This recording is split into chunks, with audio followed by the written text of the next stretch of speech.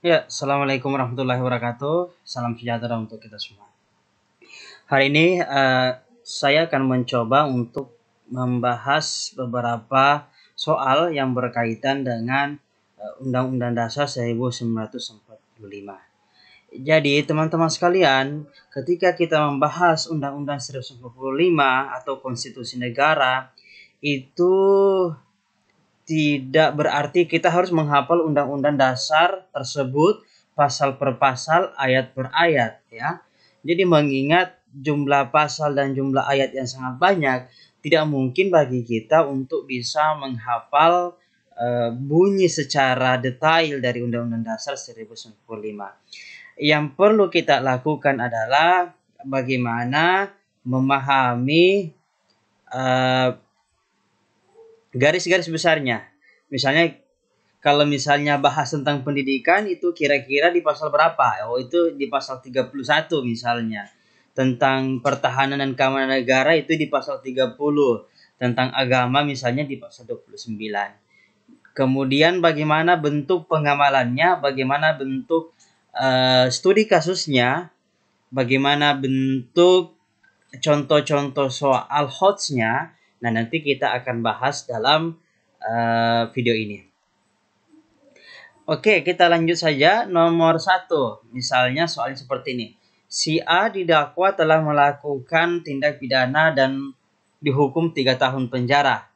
Tahun ini dia telah menjalani hukuman 2 tahun penjara. Selama menjalani hukuman, A menunjukkan perubahan dan sikap menjadi lebih baik. Tim keluarga berencana mengajukan gerasi ke Presiden. Sebelum Presiden menyetujui untuk memberikan gerasi, Presiden harus mendapatkan pertimbangan terlebih dahulu dari A. Mahkamah Agung, B. DPR, Dewan Perwakilan Rakyat, C. MPR, D. Mahkamah Konstitusi, kemudian E. Menko Polhukam, Menteri Koordinator Politik Hukum dan Keamanan. Nah, berdasarkan amanah dari Konstitusi Undang-Undang Dasar Negara Republik Indonesia tahun 1945 tentang kekuasaan eksekutif, dalam hal ini presiden, yang dimuat dalam pasal 14 ayat 1, sebagai seorang kepala negara, itu presiden dapat memberikan gerasi dan rehabilitasi kepada seseorang terpidana dengan memperhatikan pertimbangan Mahkamah Agung.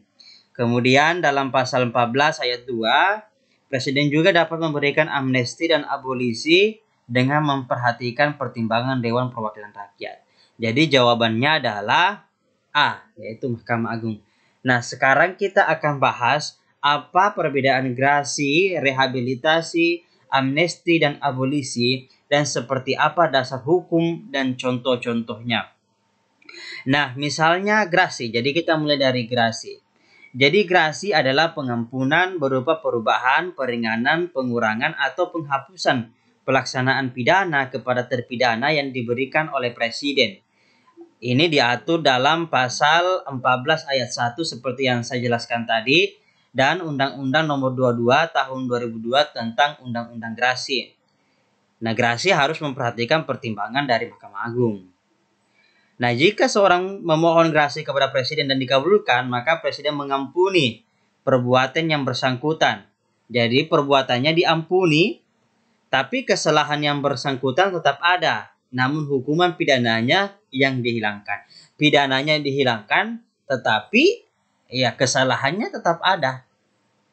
Contoh gerasi misalnya yang diberikan oleh Presiden Jokowi kepada mantan Ketua KPK terkait dengan kasus pembunuhan yang melibatkan dirinya. Pemberian gerasi tersebut dilakukan pada tanggal 23 Januari 2017 yang lalu. Oke. Jadi ingat, gerasi diampuni, pidananya dihilangkan, tetapi kesalahannya tetap ada. Sekarang amnesti. Amnesti dapat diartikan sebagai pengampunan atau penghapusan hukuman yang diberikan oleh kepala negara kepada seseorang atau kelompok yang telah melakukan tindak pidana tertentu. Amnesti yang diberikan kepada banyak orang disebut dengan amnesti umum. Amnesti itu sama diatur dalam pasal 14 ayat 1 Undang-Undang 45. dan diatur dalam Undang-Undang Darurat Nomor 11 Tahun 1954 ya, tentang pemberian amnesti. Nah, ingat, ketika Presiden memberikan amnesti, maka semua akibat hukum pidana terhadap orang yang diberikan amnesti dihapuskan. Jadi kalau misalnya seseorang menjalani hukuman 4 tahun penjara, telah menjalani diberikan pidana penjara selama 4 tahun dan telah menjalani misalnya 2 tahun, ya, telah menjalani 2 tahun, kemudian diberikan amnesti, maka pidananya dihapuskan. Nah, dengan kata lain, sifat kesalahan dari orang yang diberikan amnesti juga hilang. Jadi, kesalahannya itu dihilangkan, kemudian hukumannya juga dihapuskan. Beda dengan gerasi, ya. Oke, itu amnesti. Sama, tetap harus memperhatikan pertimbangan Mahkamah Agung. Contoh amnesti misalnya, amnesti oleh Presiden Soekarno kepada pihak yang terlibat pemberontakan pada masa awal-awal Indonesia merdeka. Pemberian amnesti dan abolisi itu diatur berdasarkan keputusan Presiden nomor 449 tahun 1961. Jelas ya? Jadi saya ulangi, amnesti menghapus pidana, kemudian menghapus kesalahan. Sekarang abolis.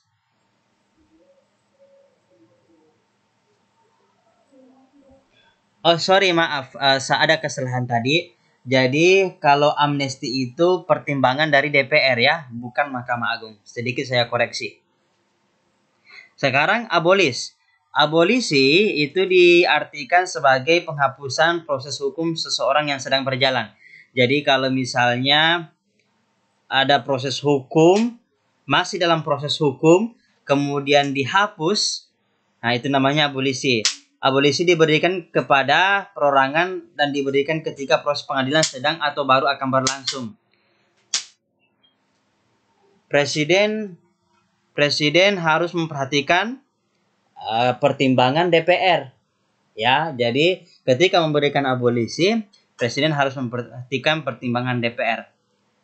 Abolisi diatur dalam pasal 14 ayat 2 Undang-Undang Dasar 1945.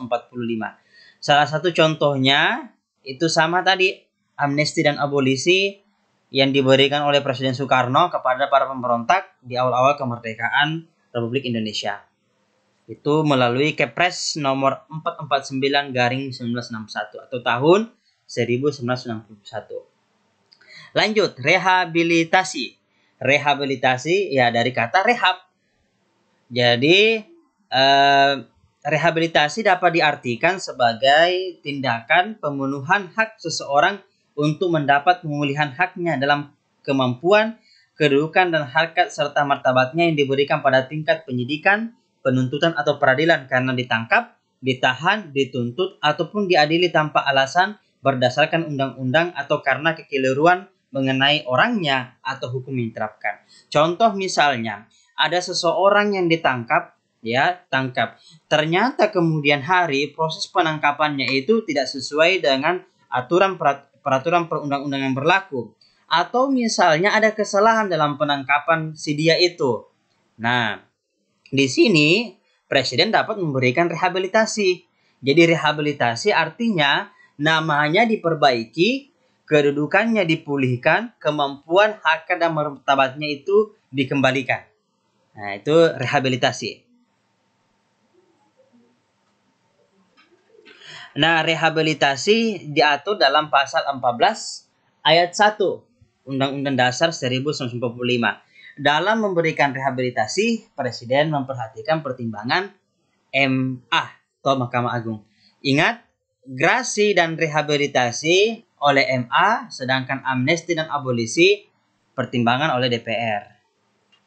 Nah, saya kira untuk penjelasan amnesti, grasi, rehabilitasi, dan abolisi sudah cukup. Kita lanjut ke nomor 2. Adapun dasar pemikiran dilakukan perubahan Undang-Undang 1945 antara lain sebagai berikut, kecuali ya.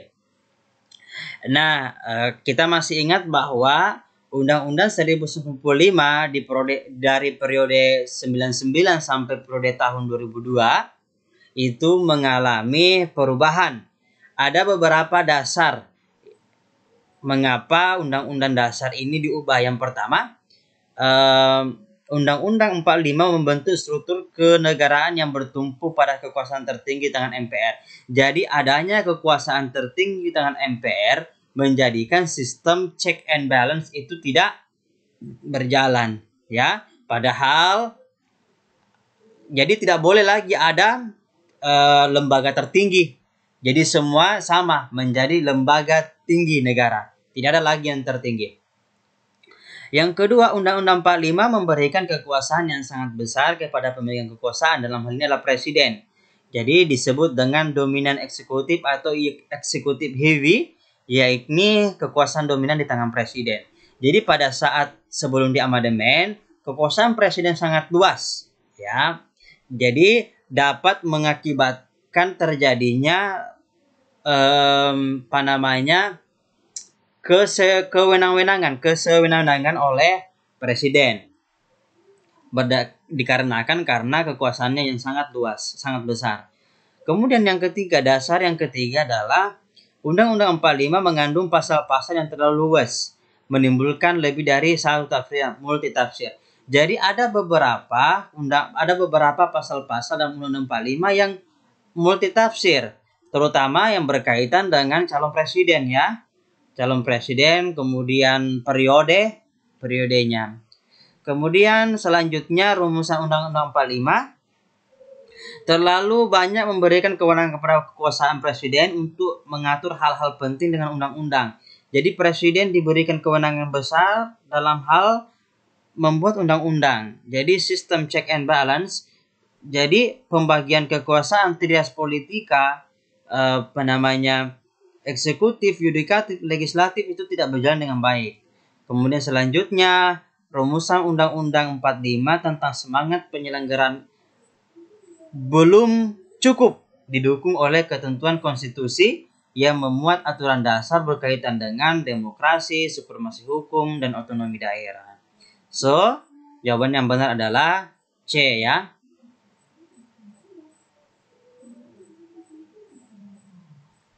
C. Nah, kita lanjut. Nomor 3. A ditangkap polisi gara-gara melakukan pencurian singkong di sini salah ya, salah ketik. Di kebun tetangga. Dia kemudian diadili oleh pengadilan dan dinyatakan bersalah, kemudian dijatuhi hukuman 1 tahun. Sedangkan CB yang merupakan salah seorang pejabat di pemerintah provinsi melakukan tindak pidana korupsi yang merugikan keuangan negara hingga miliaran rupiah. B dinyatakan tidak bersalah dengan dalih bekerja demi kepentingan negara. Karena dia seorang pejabat, ya. Hal ini jelas bertentangan dengan Undang-Undang 1945 pasal. Oke, ini jelas berkaitan dengan hukum, di mana setiap orang di negara ini bersamaan kedudukannya di dalam hukum, baik itu pejabat, rakyat biasa, atau profesi lainnya. Ini sebagai wujud dari pelaksanaan Indonesia sebagai negara hukum sesuai amanah Undang-Undang Dasar 1945 pasal 1 ayat 3 yang berbunyi bahwa negara Indonesia adalah negara hukum. Nah, jadi jawaban yang benar adalah B. Oke. Lanjut nomor 4. Presiden dan DPR telah menyetujui bersama-sama sebuah rancangan undang-undang. Namun belakangan terdapat berbagai macam gejolak yang menolak rancangan undang-undang tersebut. Rancangan undang-undang yang sah menjadi undang-undang dan harus diundangkan bila Presiden tidak segera mengesahkan dalam waktu. Nah, jika misalnya contoh kemarin itu adalah undang-undang KPK telah disetujui Presiden dan DPR secara bersama-sama. Presiden diwakili pada saat penyetujuan di gedung dewan oleh menterinya misalnya. Nah, ini sudah disepakati. Namun karena terdapat berbagai macam penolakan terhadap rancangan undang-undang KPK ini, akhirnya Presiden tidak melakukan pengesahan. Apakah undang-undang tersebut sah menjadi undang-undang ketika Presiden belum mengesahkan? Nah, jawabannya adalah berdasarkan pasal 20 ayat 5 Undang-Undang 1945 dijelaskan bahwa RUU yang telah disetujui bersama tidak disahkan oleh Presiden dalam 30 hari semenjak RUU itu tersebut disetujui, maka RUU tersebut sah menjadi undang-undang dan wajib diundangkan. Jadi, meskipun belum disahkan, belum ditandatangani oleh Presiden, undang-undang tersebut wajib diundangkan, ya, wajib diundangkan dalam lembaran negara 30 hari semenjak RUU itu disetujui. Jadi jawabannya adalah C. Oke, nomor 5. Badan Riset Nasional dibentuk oleh pemerintah dalam rangka memajukan ilmu pengetahuan dan teknologi dengan menjunjung tinggi nilai-nilai agama dan persatuan bangsa untuk kemajuan peradaban serta kesejahteraan umat manusia. Badan ini bertugas menyelenggarakan urusan negara di bidang riset, teknologi, pendidikan tinggi. Pembentukan BRIN sesuai dengan amanah Undang-Undang Dasar dalam ini berkaitan dengan pendidikan, ya. Nah, jadi hal ini berkaitan dengan bab 13 pendidikan dan kebudayaan. Pendidikan itu diatur dalam pasal 31 ayat 1 sampai 5 yang isinya berkaitan dengan hak warga negara mendapatkan pendidikan, kewajiban pemerintah dalam hal pemenuhan pendidikan dasar, kemudian sistem pendidikan, dana pendidikan dari APBN, kemudian kemajuan iptek berdasarkan nilai-nilai. Nah, berdasarkan ayat tersebut, dalam pasal 31 ayat 5 itu dijelaskan bahwa dalam rangka memajukan ilmu pengetahuan dan teknologi, menjunjung tinggi nilai-nilai agama dan persatuan bangsa Indonesia, itu pemerintah wajib, ya, pemerintah wajib. Jadi itu merupakan kewajiban pemerintah demi peradaban serta kesejahteraan umat manusia. Jadi jawabannya adalah pasal 31 ayat 5.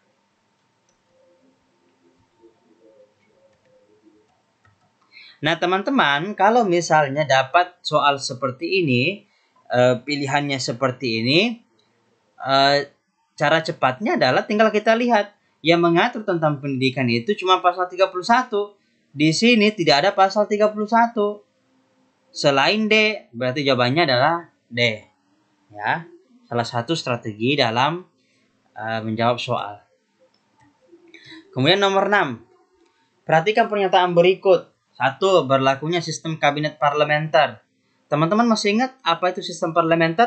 Jadi sistem di mana kekuasaan parlemen lebih dominan dibandingkan presiden. Ya.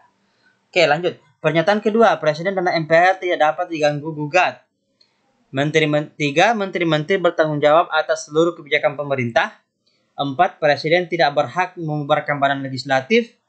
5. Dilaksanakannya pemilu yang pertama setelah Indonesia merdeka berdasarkan pernyataan di atas yang merupakan ciri-ciri pemerintah pada masa berlakunya Undang-Undang Dasar 1950.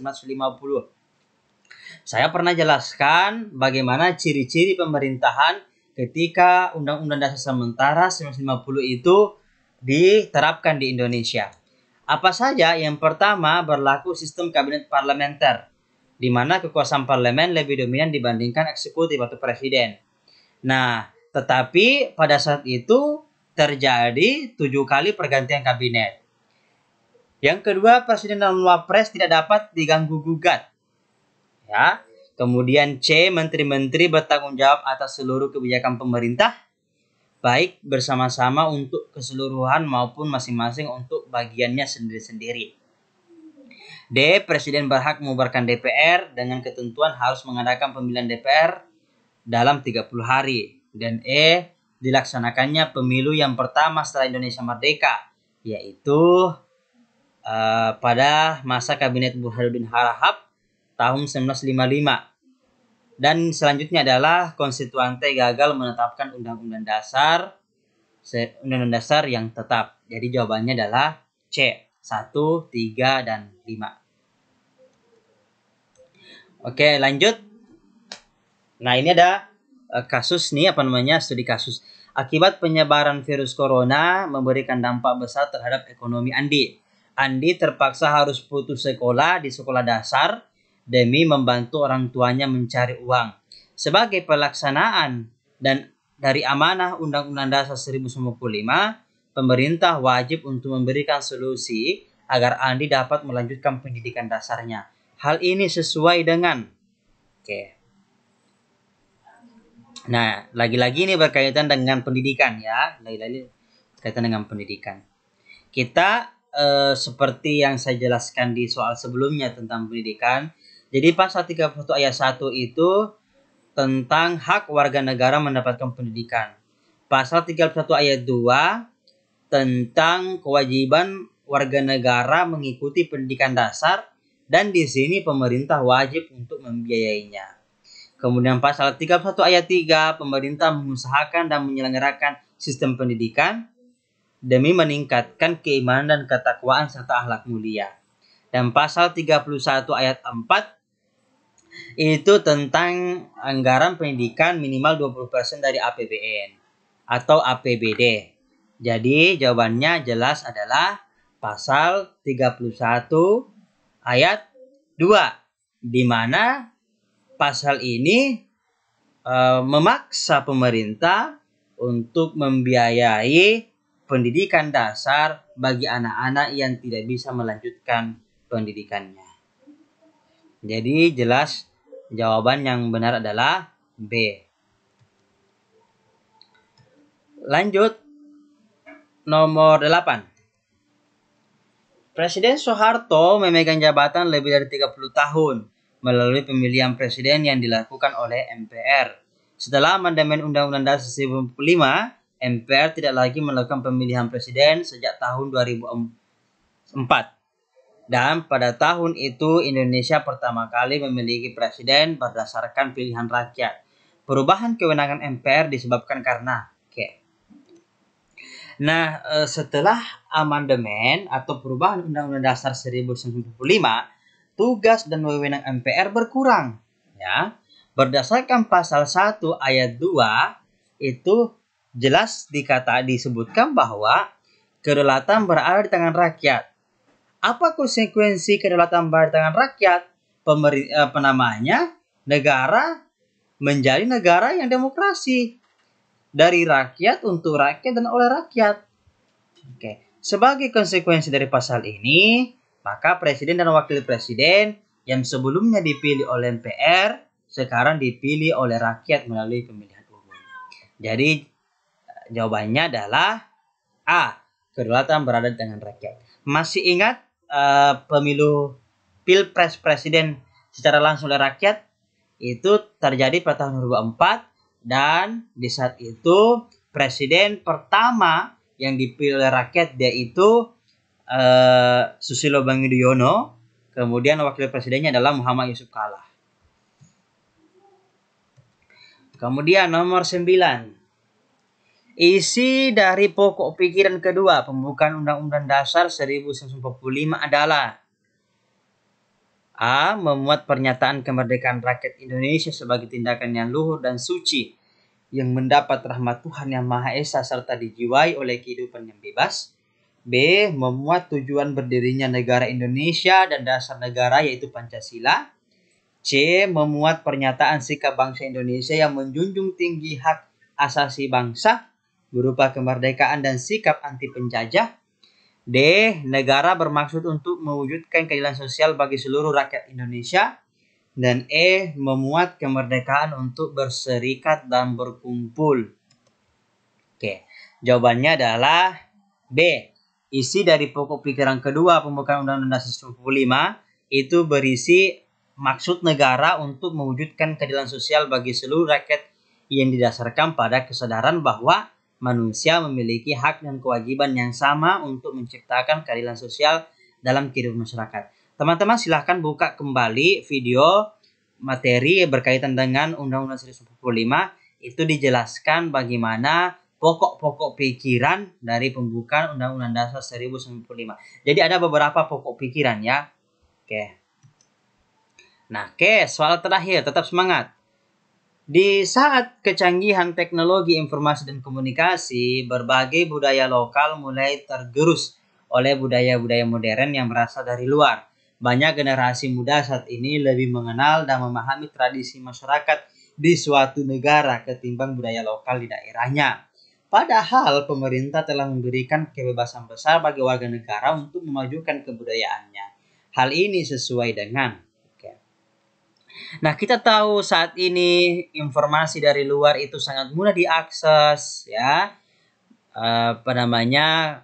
Internet sudah semakin canggih, sudah semakin luas. Akhirnya generasi muda kita lebih banyak menggunakan internet atau gadget sehingga apa namanya? Budaya-budaya atau tradisi-tradisi dari luar itu dengan mudah mereka akses.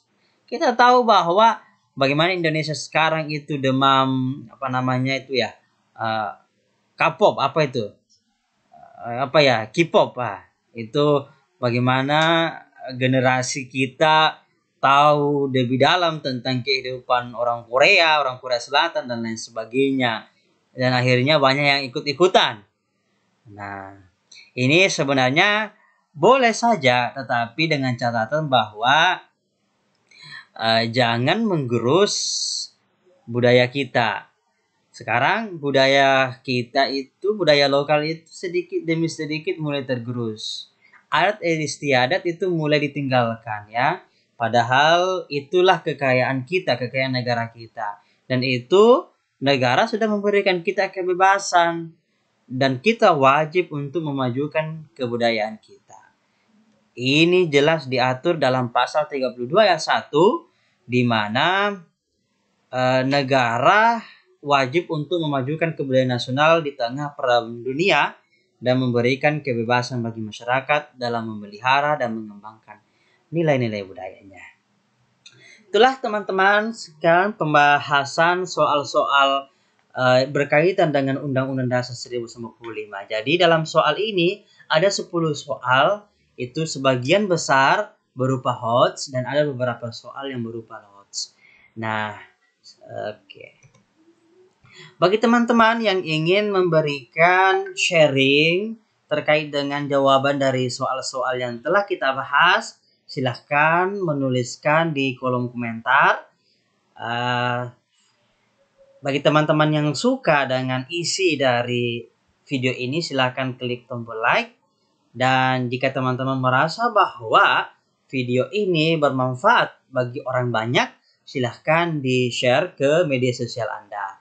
Jika teman-teman tidak ingin ketinggalan informasi atau update atau pembahasan soal-soal selanjutnya, silahkan diklik tombol subscribe, nyalakan loncengnya. Terima kasih telah menonton video kami. Mohon maaf jika ada kekurangan. Semoga kita tetap semangat dalam belajar. Dan semoga soal-soal itu dapat kita pahami, soal-soal HOTS ini dapat kita pahami dengan baik dan mudah. Terima kasih atas perhatiannya. Assalamualaikum warahmatullahi wabarakatuh.